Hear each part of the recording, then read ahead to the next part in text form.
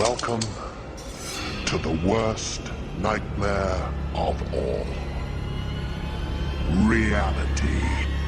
Explore the lesser-known stories of our unknown world. Join the pursuit of the paranormal with Ash and Greg.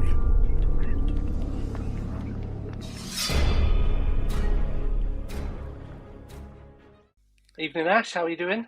Good evening, Greg. Looking forward to our second feature of our UFO month for December. Yes.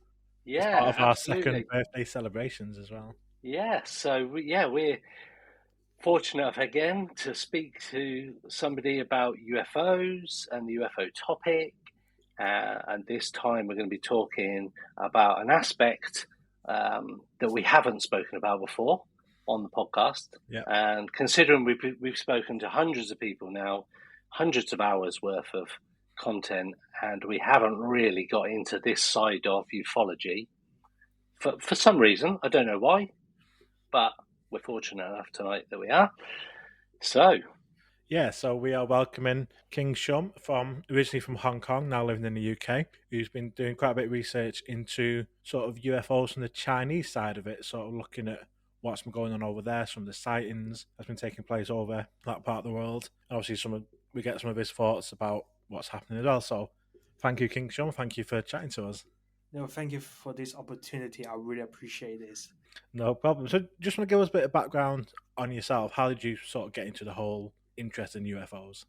So at first, there was I listened to some Hong Kong podcasts about occult studies, ufology, and spirituality, and I really got into it when I was studying in secondary school, and then it was something that triggered me when there was it says something about the Roswell and the Area 51 and the S4 area. That was like a Dulce base, and there was aliens shooting. I was shocked. I was young. I didn't have critical thinking.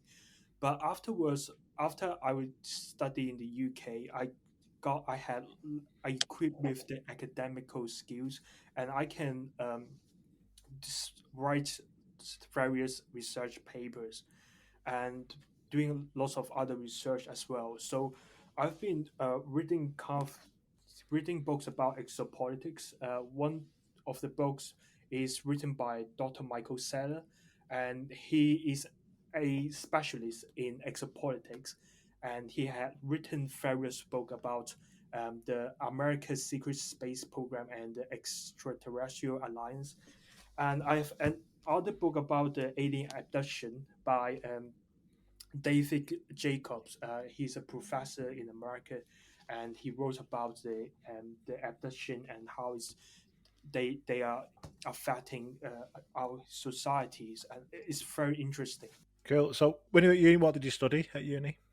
I study music at Royal Holloway, University of London.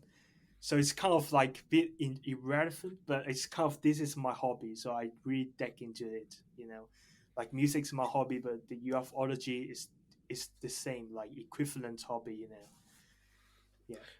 Cool. So what made you want to start writing writing your own work about UFOs? At the beginning, I start a blog, and I have where I listen to various podcasts, as I mentioned, and I will do a research on the net and drop it down and post on my blog. And later on, I want to publish my work on the net. So it's kind of I think this is because my father is an English teacher, and it's kind of helped me to write various of essays. He cultivate my interest in English writing and reading books, and this is something I want to get into it. Become an author. So before we talk more about your papers, because we've been having a look at them, and there's some music features in one of the papers, which we'll come on to. Oh, yes. Have you ever had a UFO or paranormal experience?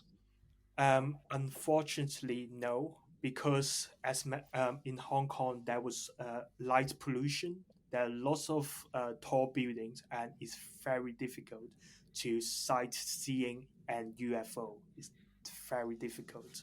Fair enough. You mentioned your dad's? Does he sort of support your UFO side Oh of you? yes, he did. He did.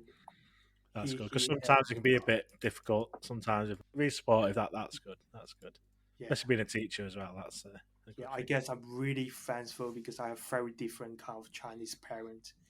You know, they let me to pursue my interests rather than heading to and like somewhere like finance or like law, becoming a lawyer or something. That it's crazy.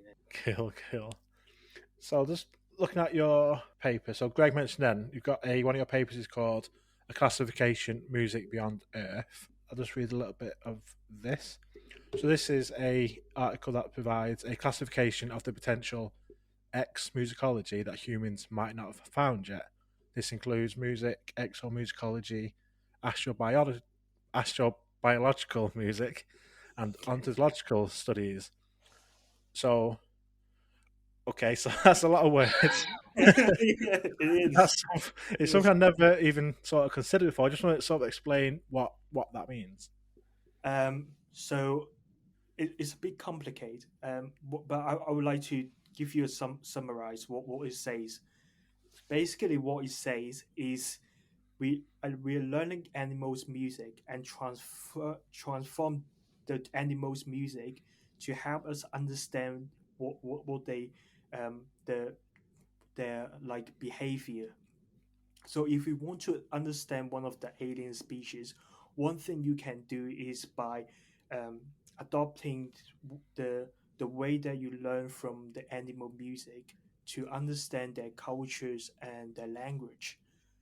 And this is one thing that is very pioneer in the music acad, academia in the academic fields. Sorry, we were there was different kind of music, and we're trying to understand like from animals, from plants, they can detach one of the equipment, and then understand their feelings, understand their behavior, and this is some kind of thing we have never gotten into. Like we haven't really thought about it, and this is something really new, you know. Right. So I guess you're sort of applying that theory to extraterrestrial. Exactly. How do you think that might help us sort of communicate? How would we sort of get it out there? What I was thinking is that we can convert the electromagnetic signal of the living beings of non-earthly habitants and translate their signal into an audible sound for humans to understand. That's one way to think.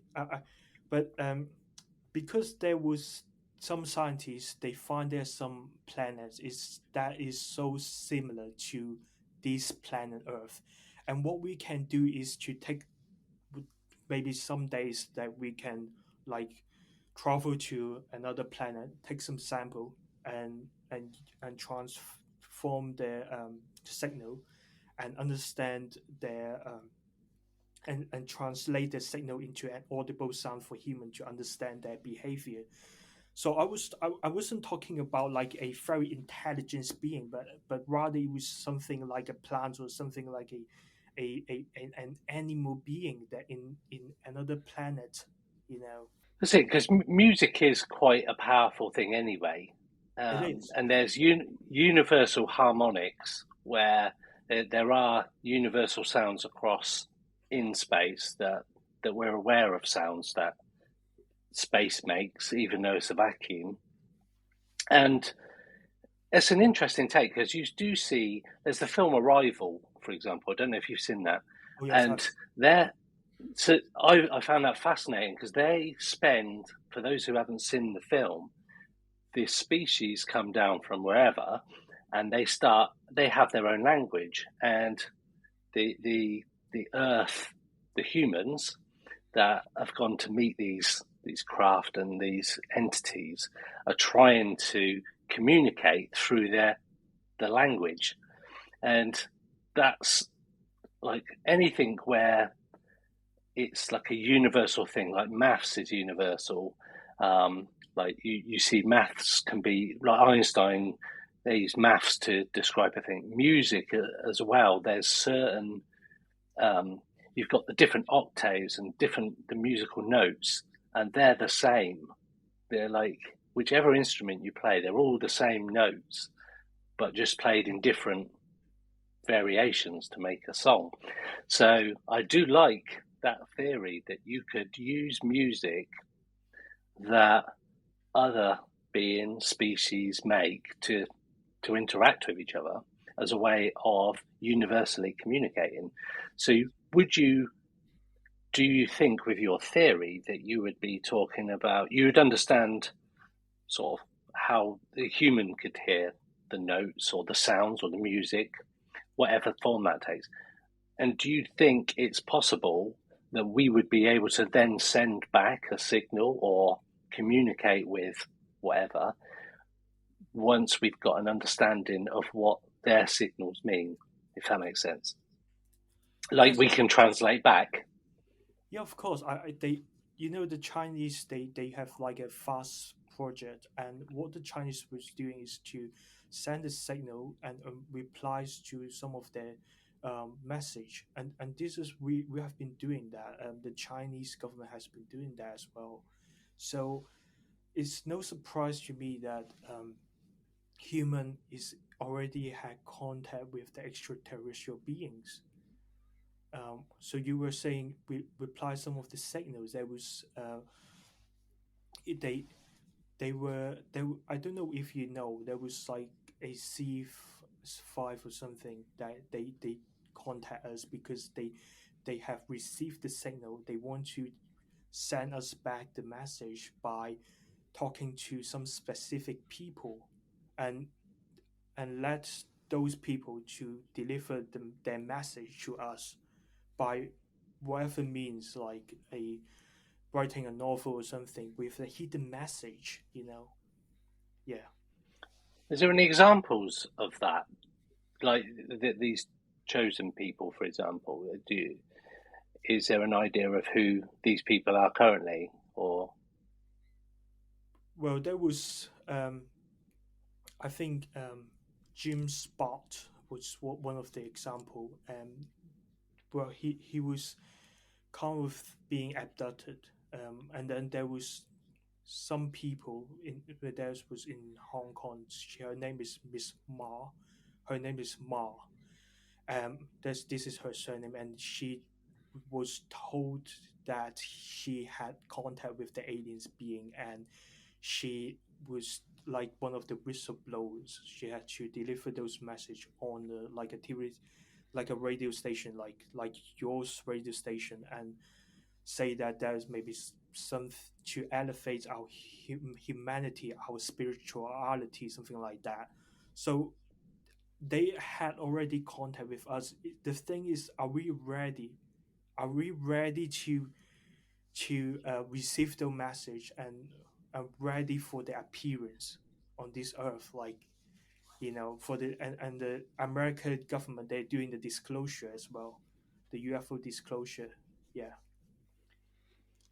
What do you think would happen if, like, they present themselves? They said, "This is us. We're here. We're real." What do you think would happen, like, in general? How do you think the public would receive that? I think the public are not ready to receive this kind of information. They will be extremely shocked. They will be terrified. They're not ready for this. Human, the civilization is not as advanced as we thought it was. It's like a baby. Like humans, uh, like a experiment by like some of the alien beings.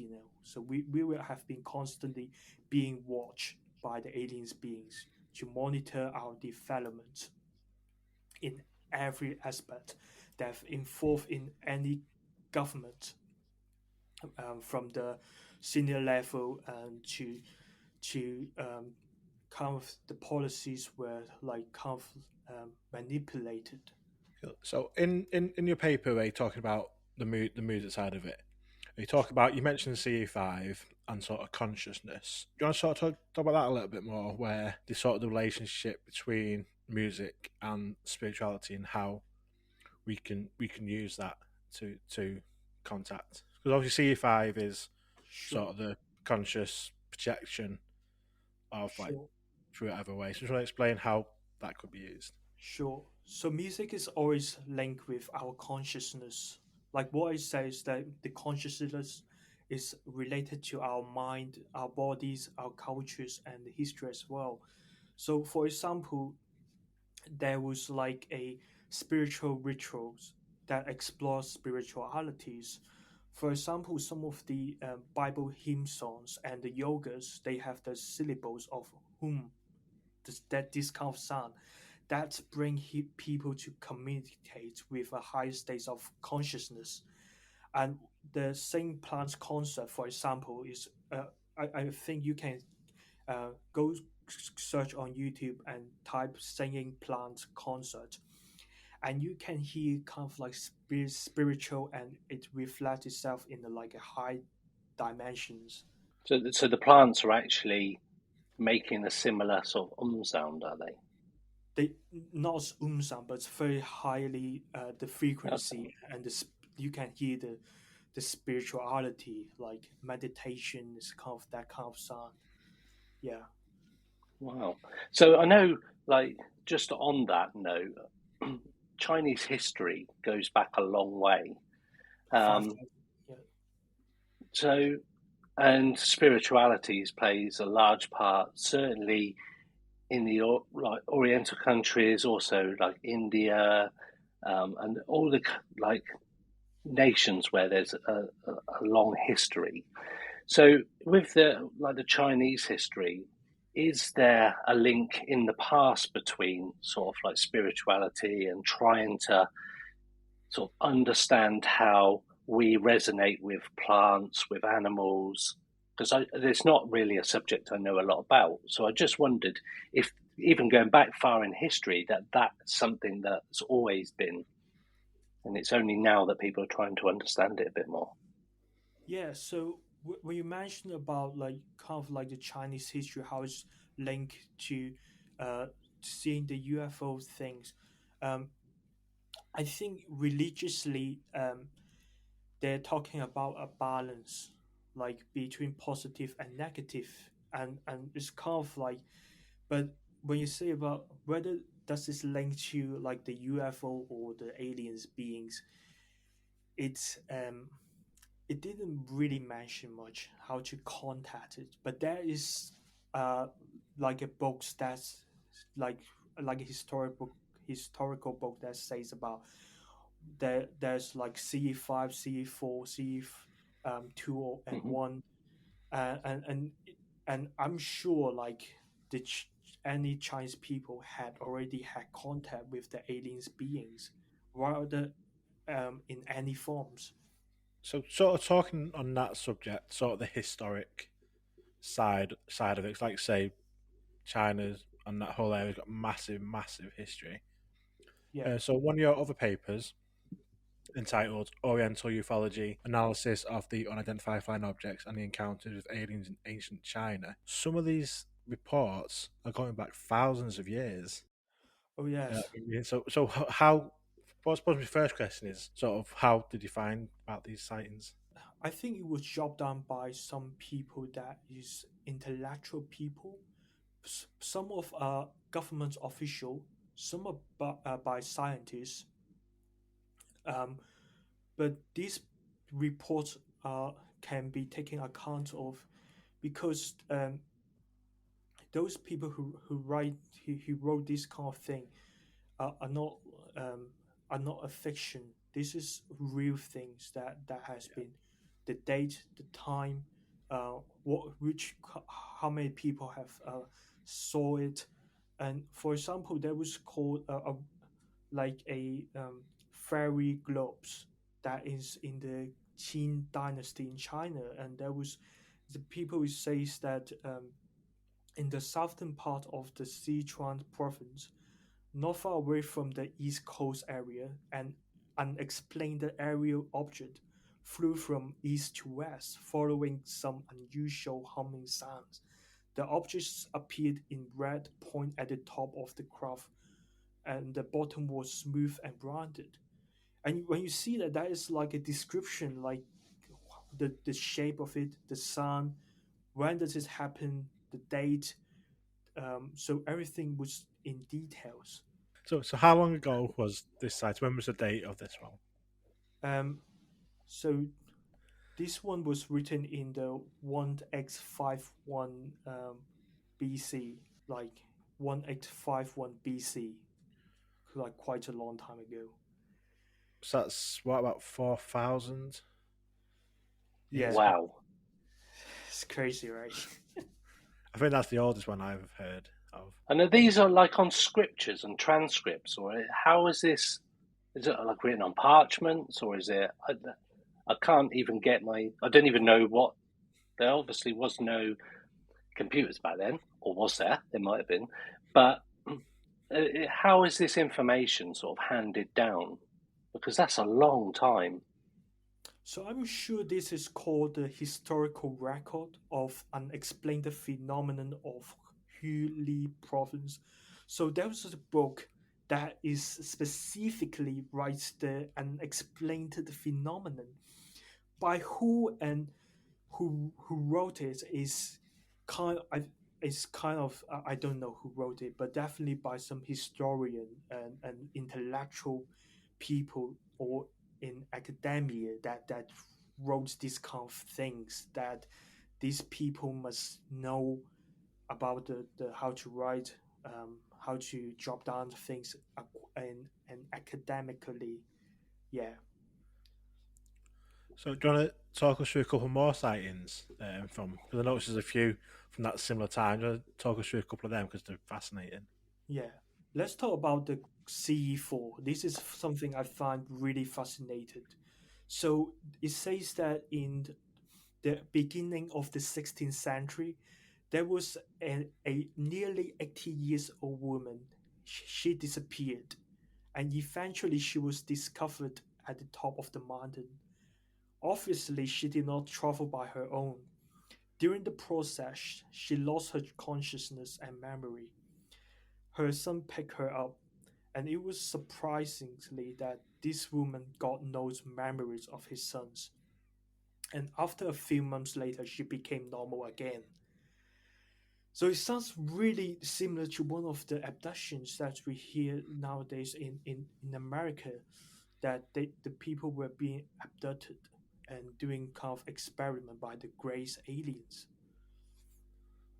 And they Yeah, sort of wipe people's memories. The people don't remember yeah. that kind of thing. Did she? Did do we know whether or not she got any memory back of the event of what happened, or no?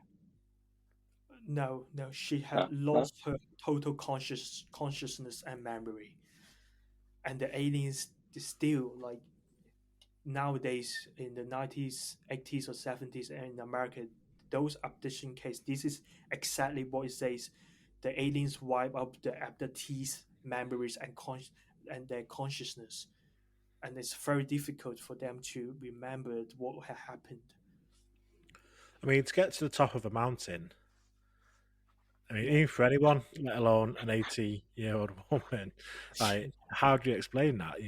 Mm. You can't. That's just crazy. Yeah, it's crazy. Is there any other fourth kind? Yeah, so basically, in the 19th century, on the 15th of June 1880, Mr. Tin went hiking in the forest and witnessed a strange, gorgeous object in the sky one morning. And out of curiosity, he touched it.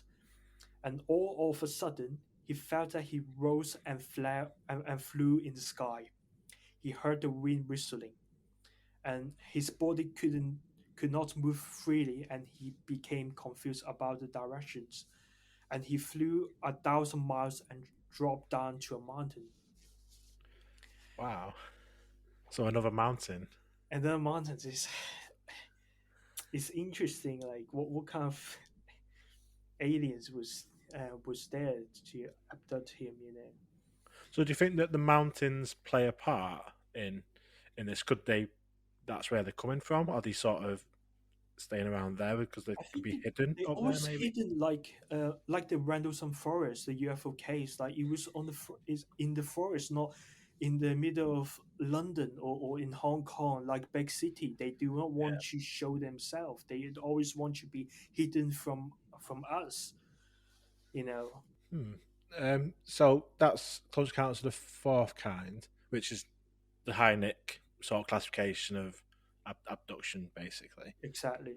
So you got Close Encounters of the Third Kind as well, who sort of bring it back a little bit, coming down the, I suppose, coming down the grades. So Close Encounters of the Third Kind is where there's some sort of humanoid or creature or something that's seen, as well as a UFO. So you found examples of this type in China. Yeah, exactly. I find the close encounter of the third kind, and it says in the Xu dynasty, it stated on the February 5 559 BC, there was like a 7 feet tall celestial beings appeared in the Laofu Mountains temple, and he was glowing in crystal white with his clothes. Wow. It could It's Mountain. be very mountain, very specific as well. yeah, Mountain, like Ash just said, mountains happens a lot. and February. That's quite specific to go that far back in time. So what we're looking 2,500 years ago Yeah, to get like a calendar month. That's incredible. exactly. And that's quite a good description as well. Like the glowing clothes and white. White And that clothes. that matches quite a few descriptions of like in the US in more recent times. It's similar descriptions of what people see. Mm. Yeah, it could be Palladian or tall white beings. They could be from the Galactic Federation or somewhere, but they could be. I think they're good aliens beings. I guess. Yeah, they're So not do the you, aliens just abduct you and just go by. yeah, so should you think there's different species of aliens that are coming? Yeah, that's definitely like what I heard from Linda Moden Howe, one of the investigative journalists. She said that's like insect that they look like an insect and they kind of the one of the bad ones. And those some of the reptilians they have good and bad. The greys is kind of like the extraterrestrial biological entities.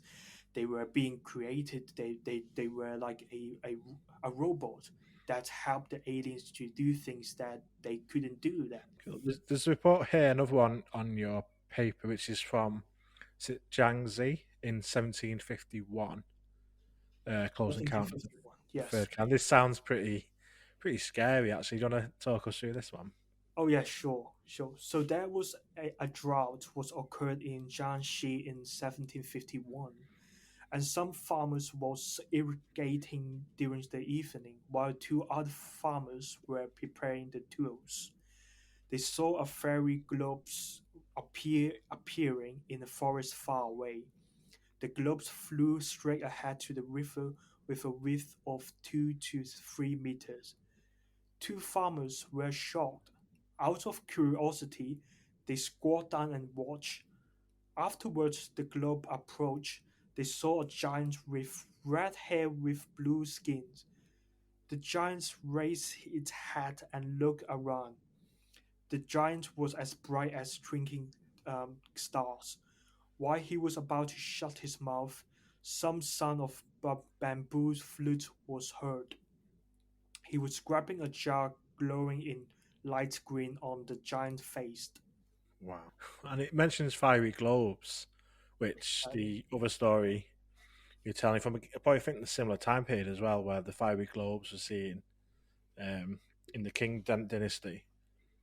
It's again, it's the again obviously quite a few years before, but similar things being seen, which is really interesting. If like thousands of years apart, Yeah, things it's like sometimes fiery globes people might like have obviously Chinese lanterns and stuff. Sometimes they're misidentified as UFOs. But you're going back 2,500 years. exactly, Like, are they still seeing the same thing? It's really interesting. exactly. And also, like a fiery globe, you could also It's almost like a description of an orb as well, Exactly. It which looks is something that's seen over years, and it's quite a popular thing now with UFOs. You got the orbs, which is also a paranormal sort of thing as well. So, but yeah, fascinating that it's being recorded that far back. And I think on our podcast, these are the oldest cases we've ever discussed, which Definitely. is fascinating to get the amount of detail, considering the records are that old, to get that much description as well. As you can almost picture these things in your head as to what it was looking like. So yeah, absolutely fascinating. yeah. Have you got like a favorite story that you found, like during your research, you found I like someone said to you, what's the one sort of story that you'd share? Have you got a particular one? Um, not not one particular one, but this, but I would like to move on, like to talk about the China Space Force for perhaps. Yeah. We guys Yeah, be interested, like so. 100%. I would like to talk about something maybe really shocking, but I would like to Okay. start with talking about the aliens encounter in China, um, Yeah, bring it on. because what yeah, so what it says is that I was reading a book, and I read a book by a Chinese journalist. By her name is Sang Yi. um, so it says that the Chinese government has come into a first contact with extraterrestrial beings. Although the interviewer, his name remains anonymous, Sheng Yi reveals that the interviewer was born in Shanghai. The interview is an active member of the Chinese Communist Party. He's a diplomat, interpreter, research scholar, and government bureaucrat. So, based on the interview testimony, he was told by the president of the Chinese UFO Research Organization that many Chinese politicians and social leaders were aliens. And one of the Wow. highly intelligent beings were active in Northeast China and have later moved to Beijing. So, if this testimony is true, I think the Chinese government has secretly had aliens encounters for years, and perhaps the China has established kind of like the diplomat relationship with the aliens. But however, I'm skeptical about his report because later, and Shen Yi also says that the China has discovered not only the secret proportion of the UFO, but also alien source that can cure for deadly disease such as the cancer. And this kind of like discoveries facilitates the development of energies, resource, transportation, and medicines. But these perhaps like these whistleblowers should unveil the conspiracy. But based on this inadequate information, I think it's unable for me to examine further about this case. Yeah, Wow. it's quite a That's lot. quite some claim. Yeah, Mm. And I guess with China, I mean, in the USA, we got this disclosure thing, the US government saying, yeah, UFOs are real, we're investigating it, we've got these files. China, obviously, a very, very secretive state anyway. yeah. I mean, even if they were sort of more open as sort of America is getting, I don't think we would ever know. I don't think they would ever tell us how secretive they are anyway, Yeah, that we would ever find out the truth. That's a bit annoying, but the claims, like you say, wow, that's so it's incredible. something, right? Like I know. I think I've spoke to someone, a source. I wouldn't want to say her name, but she actually told me that she's one of very famous in ufology in Hong Kong. But I don't want to say who she is. But what she said is that some Chinese official had contact with the aliens beings without being having a physical body in the conference room. So it's like taking your mind to one of the space, and there was other like extraterrestrial beings. You're having a conference collectively, This is something I heard, but this is some kind of rumor. I don't think this is the there's no solid evidence to prove it. So it's kind of like I would hear this one as like bad in my mind, but I wouldn't like fully embrace this because this may not be the truth. Yeah. So we've that sounds like a galactic federation. So we've spoken to people that claim to have been in the Galactic Federation, and that sounds similar to the setup that he explained to us. Should be remote So viewing. yeah, like a remote view and Yeah, astral project to it. So exactly. yeah, I mean, do you believe that she's legitimate in what she's saying? Is she a legitimate person, or is she someone who is likely to give misinformation or disinformation to I to sort of swerve you off course? Speaking frankly, there's not a lot of like whistleblower in China. It's very hard to verify. Once we have various of whistleblower, we can comparison what they're saying, and then we have a think critically who is speaking the truth, who is not, you know. But now we have inadequate of information, to be honest. Yeah. I mean, remote viewing itself, like we know the US government did its own studies, probably still are doing their own studies, which is documentary, which is fact. Where they've done experiments, they basically been able to prove remote viewing is possible. Yes. So obviously the claims are very, for lack of a better word, out there. Yeah. Excuse the pun.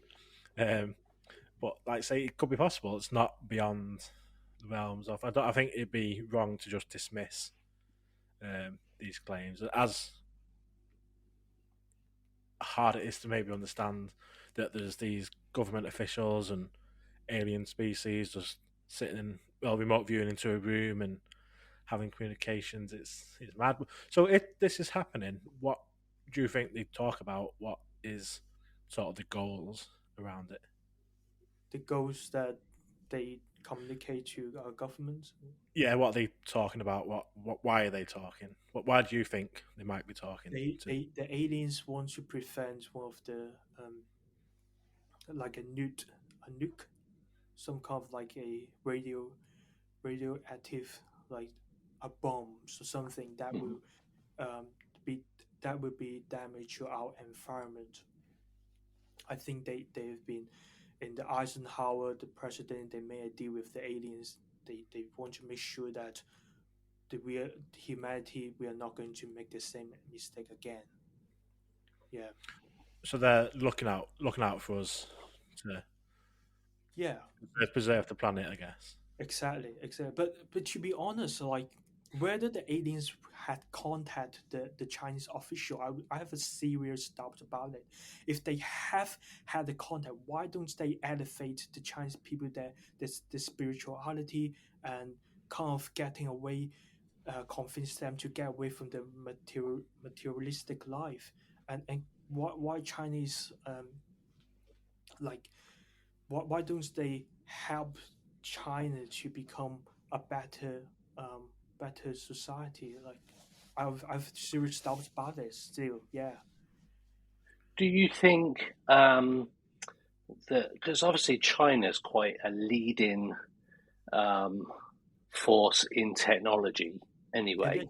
It tends to be the leader of world technology anyway, pioneers. Do you or have you come across any kind of evidence when you've been researching that would suggest that this technology advancement compared to other countries is anything to do with information that the Chinese government are being given by whoever these entities or aliens? these technologies, um, there's none of that I can find. Okay, It's, fair enough. they're doing secretly, but I don't know. But if they have, why don't they do something by themselves rather than they've been copying the American technologies? Why they've been doing that? You know, and I'm sure that the America have an advanced technology than China right now. Although Ash, Ash, you told me that you want to find out the China Space Force, right? Mm. So you were telling me like how are they going to shape our future in the future military um, aspect. Want to say that it was established in 2015, and it says that by the 2035, the Space Force they aim to establish an anti-satellite kinetic kill vehicles and a space electronic countermeasure. So these establishments are aimed to facilitate the communication between the PLA military personnel, search and rescue missions, and missile early warnings. But what I was thinking is that the China is weaponizing the space military um, to um, that they're preparing for future war. That the future war is in space, not in the air, in the sea, or on the land, but in the space. Yeah, and they preparing for the space mining, and in the moon they might want to build a moon base, to have to mine the resources. This is what I think China would do in 2070 or 80, but it will be a bit far away from now. Yeah, It definitely seems to be where it's going. 'Cause obviously, you got the US Space Force now. They've always had sort of the Russians have always sort of been in competition with the US to see who can get to the moon first and everything else. Now you're throwing China into the mix. I mean, it's messy on Earth. I mean, I can't. I can imagine it getting very messy in space when there's like, oh, we got to the moon first, so it's ours, and like Chinese are like, no, we want to mine the moon.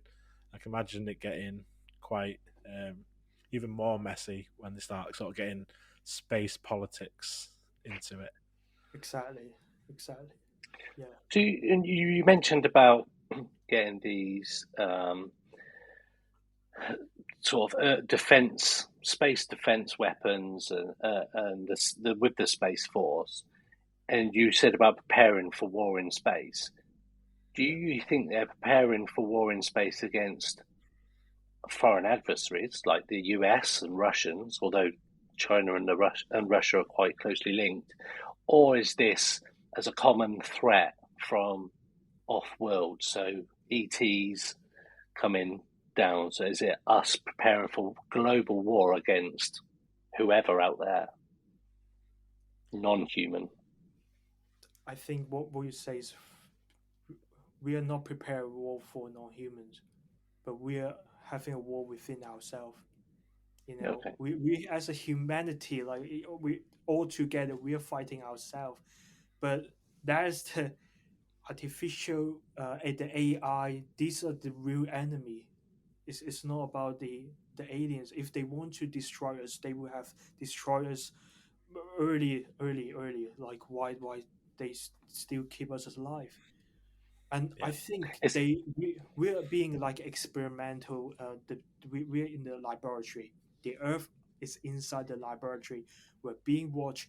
If they don't like us, they can destroy us. It's like what the Bible says with the flood, with everything. Everything can rebuild itself. it's interesting because we talk about synchronicity and coincidences on our podcast, and we recorded an episode of the podcast literally half an hour before we started this conversation, Really, in which in which we talked about this exact thing, that if they meant us harm, they would have destroyed us by now.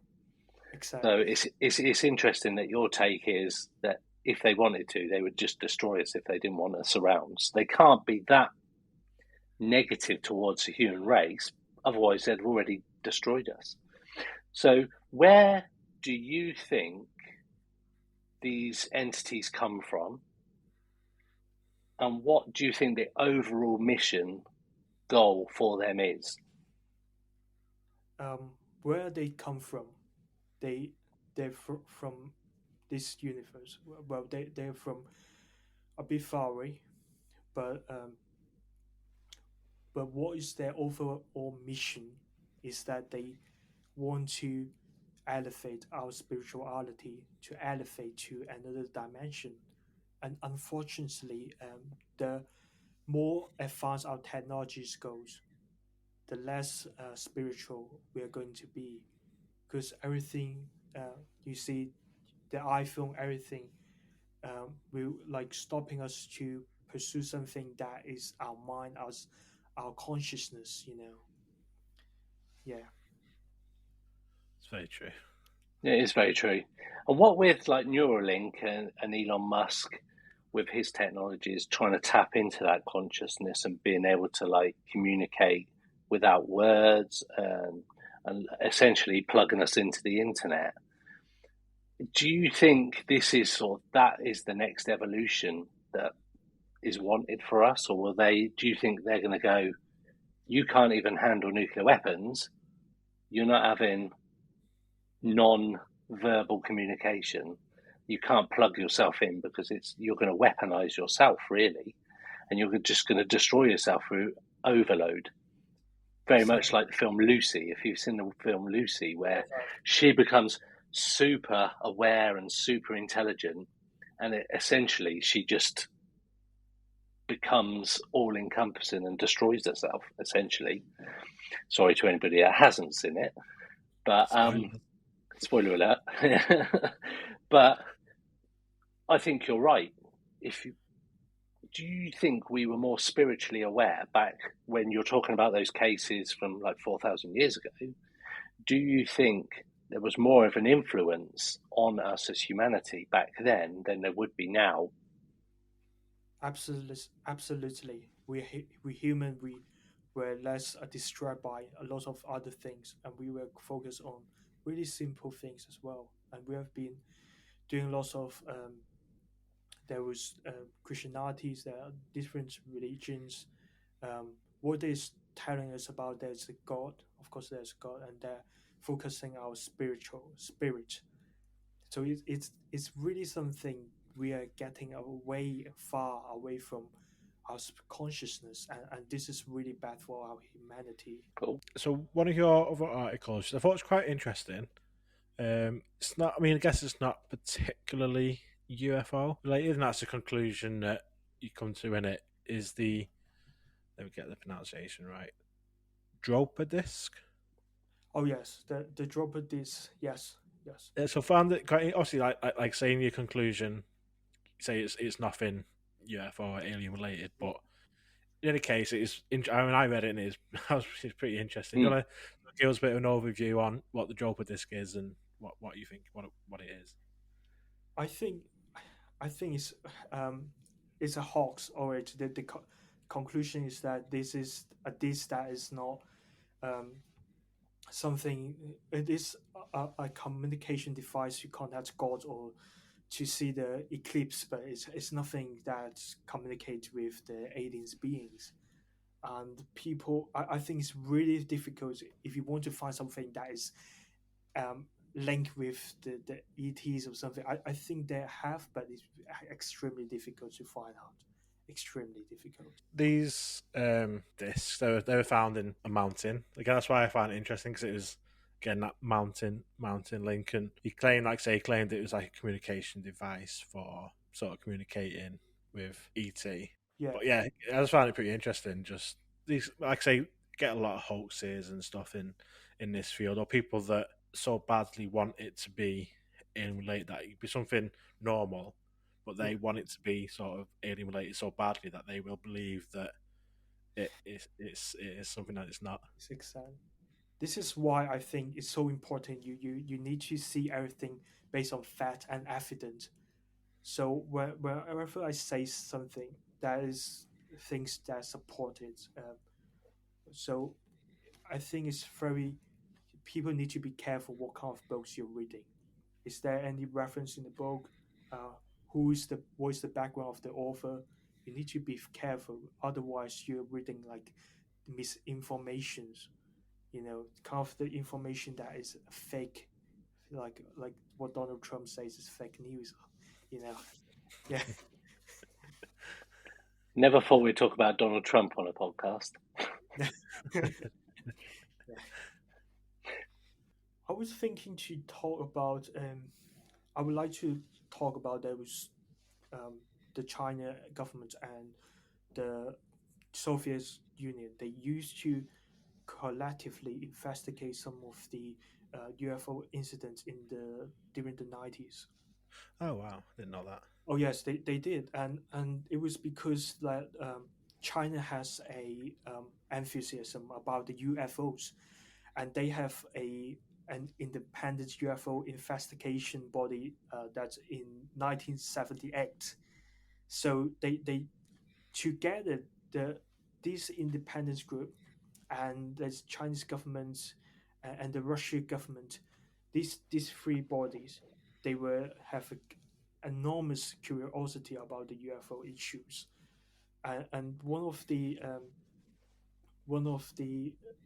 article that I found out is that one of the Russian he found out that the UFOs are controlled by aliens' minds, and after the Cultural Revolutions, the Chinese scientists have got interested in ufologies, and some of it that in 1997 there was a China UFO Society meeting to continue scientific studies, and on the 13th of May of 1992, and Pion interviewed many Chinese UFO experts, and the Wan is the acting president of the China UFO Society, and he suggests that the research on UFOs does not foster the scientific development, but it's maintain the social stability, and it's the social stability is linked with socio-economic or political level in China government to attempt to adopt high technology to strengthen their military powers. Yeah. Wow, I didn't know It's a that. lot of it's quite informative tonight. Mm. Yeah. Yeah, like I say, it's not a sort of we've not really looked at sort of Chinese, Russia type of stuff on the podcast before, so it's all been new information, which is Yeah, amazing. So Yeah. yeah, and it's That's scary to like you say, the technology that China has. Like say when you mentioned then about sort of the social economic side of it and building the military and sort of capabilities. I mean, if China was able to sort of develop sort of next level technology stuff, maybe with the space force side of it, that's quite a scary thought it's a bit for the scary because there was like a nationalism in China, and of course they want to be a superpower, but being a superpower, that there's a lot of responsibility as well. You know. yeah. Yeah. But I can't. I won't. I don't want to. Think too deep about this. Yeah. Because Yeah, China, they're fragile. So I don't want to hurt their feelings. Yeah. cool. Anything else, Greg? no, Um, no, it's been a fascinating insight into sort of the Chinese side of UFOs, and interesting to hear the governmental aspect of stuff. So yeah, it's been an interesting conversation, really, and it's something like Ash said that we haven't touched on before. It's all been US based or European based stories. So to be able to get something from sort of the Orient and the Far East has been definitely be new to, I think, a lot of our listeners as well. So For sure. so if people did want to reach out to you with any kind of accounts that they may have had from China, because we get listeners all over, where can people find you if you want to be found? well, people can find me on the website on academia. If you can put up the link, that would be Yep, great. Yeah. absolutely. And you can Perfect. download your articles on there to read your work as well, which is what Yeah. we've done ahead of this Yeah. interview. And it's fascinating stuff. So I would urge anyone to, like I say, we'll put the link in the show notes on the website. have a look at these articles that King Shum's done, and you will learn. You will learn, definitely. Yeah. I wish I can have more time to share, but it seems like we come at to like I've spoken a lot and it's just too much information I've spoken. I wish Part two. Yeah, I wish I can disclose more in because Yes. there's a lot of things I want to share as well. Yeah, in the Yeah, future. definitely. Brilliant. Well, thank you very much for joining us, and thank you for taking the time to share this knowledge that we didn't know about with us. We'll definitely have to get you back on in the new year I'm and happy to hear. and discuss some more stuff with you, especially if you've got loads more you want to talk to us about. It's always fascinating to have a chat, and then there'll always be more. We've got guests where we're like we've spoken to guests a few times, and each time we're just learning more and more stuff, and it's really good to get sort of information out. So Absolutely. yeah, I learned from lots of others, your guests as well, and lots of great investigative journalists, Linda Moldenhau, Dr. Stephen Greek, Dr. Michael Saylor. These people, like I learned a lot from them as well. So definitely. we're like a community. Like we share information and we kind of like we exchange our information, And it's good to hear different, and people's ideas of what's going on, because everybody's got their own opinion and idea of what the big picture is. So we speak to hundreds of people, and we speak to people about the same subject, but everybody's got a slightly different take on what's actually happening. So it's great. It's great. Yeah, good to be cool. Good to be here. Cool. That's amazing. And you, thank you. And we'll speak soon. Speak to you soon. Pursuit of the Paranormal with Ash and Greg.